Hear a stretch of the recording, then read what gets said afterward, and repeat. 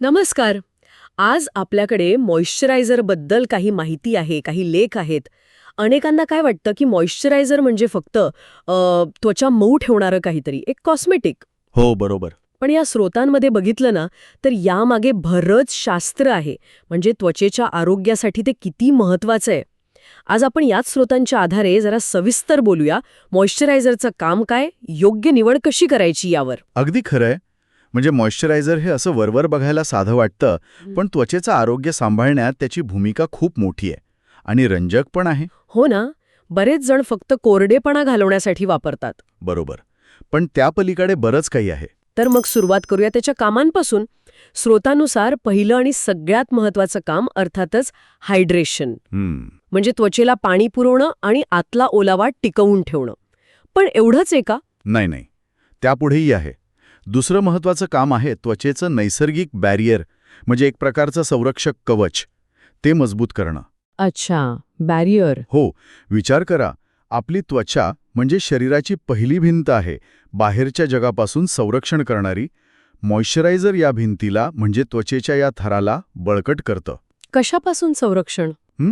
म्हणजे प्रदूषण, जंतू, वातावरणातले बदल या सगळ्यांपासून. आणि आणखी एक म्हणजे कोरडेपणामुळे त्वचेवर ज्या अगदी बारीक न दिसणाऱ्या भेगा पडतात ना, हो. त्या भरून काढायला पण हे मदत करतं.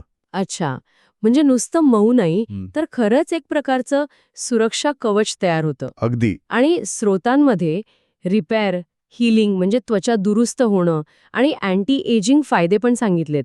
त्वचा टवटवीत ठेवणं, बारीक रेषा कमी करणं. हे कसं होतं? हे सगळं एकमेकांशी जोडलेलं आहे. म्हणजे बघा, जेव्हा त्वचा चांगली हायड्रेटेड असते, तिचा तो संरक्षक थर मजबूत असतो. तेव्हा ती स्वतःला जास्त चांगल्या प्रकारे दुरुस्त करू शकते. म्हणजे हीलिंग होतं. आणि निरोगी त्वचा जास्त लवचिक असते. ओके. त्यामुळे मग त्या बारीक रेषा कमी दिसतात, तिचा पोत सुधारतो. म्हणूनच ती जास्त मऊ आणि तरुण दिसते. आणि इथे एक महत्वाचा मुद्दा स्रोतांमध्ये आहे.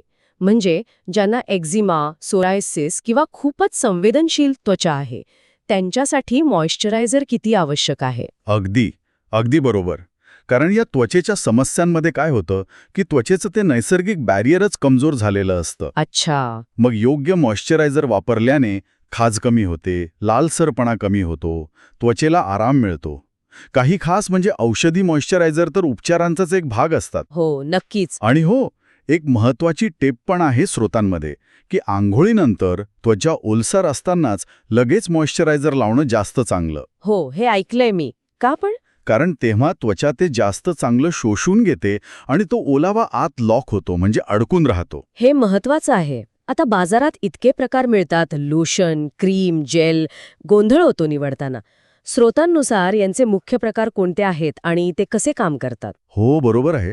स्रोतांमध्ये मुख्यत्वे 3 प्रकारांवर भर दिलाय. पहिला म्हणजे ह्युमेक्टंट्स. ह्युमेक्टन्स.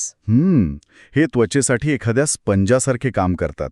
म्हणजे ते आजूबाजूच्या वातावरणातून आणि त्वचेच्या खालच्या थरांमधून पाणी खेचून घेतात आणि त्वचेच्या वरच्या थरात आणतात. ओ, अच्छा. म्हणजे ते त्वचेला आतून असं भरल्यासारखं करतात. अगदी. उदाहरणार्थ ग्लिसरीन, हायल्युरॉनिक ॲसिड, कोरफड हे सगळे ह्युमेक्टन्स आहेत. मग हे तेलकट त्वचेसाठी चांगले असतील ना? कारण ते जड नसतात, हलके असतात. बरोबर. ते हलके असल्यामुळे तेलकट किंवा मुरमू येणाऱ्या त्वचेसाठी उत्तम ठरतात. दुसरा प्रकार आहे इमोलियंट्स. इमोलियंट्स. हो, हे काय करतात तर त्वचेवरच्या ज्या बारीक भेगा किंवा खडबडीतपणा असतो ना, तो भरून काढतात.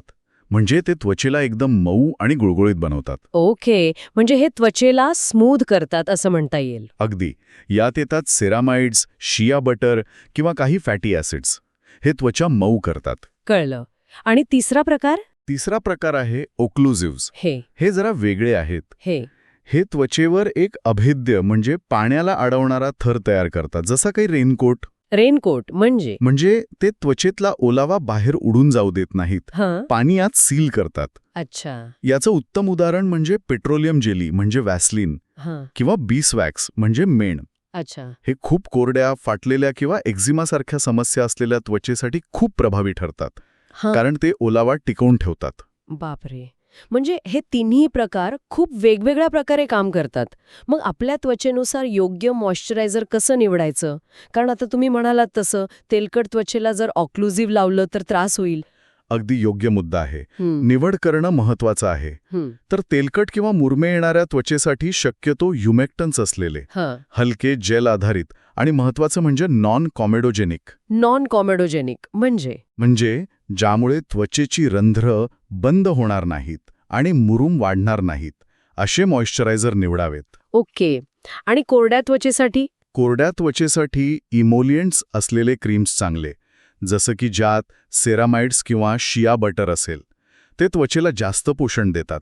थोडे दाट क्रीम्स चालू शकतात. आणि संवेदनशील त्वचेचं काय? त्यांना तर कोणतीही गोष्ट पटकन सूट होत नाही. बरोबर. संवेदनशील त्वचेसाठी सगळ्यात महत्त्वाचं म्हणजे सुगंधविरहित फ्रेग्रन्स फ्री उत्पादने शोधणं आणि हायपोॲलर्जेनिक लेबल तपासावं. हायपोॲलर्जेनिक. हो, म्हणजे ज्यामुळे ॲलर्जी होण्याची शक्यता खूप कमी असते.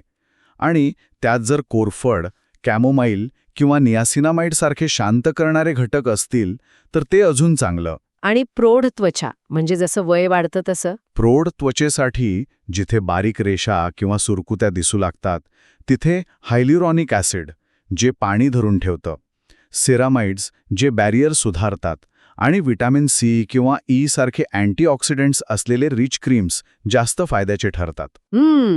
म्हणजे या सगळ्या माहितीचा पण जर विचार केला तर निष्कर्ष काय निघतो की मॉइश्चरायझर हे फक्त वरवरचं सौंदर्य प्रसाधन नाहीये. अजिबात नाही. ते त्वचेच्या आरोग्यासाठी खरंच खूप आवश्यक आहे.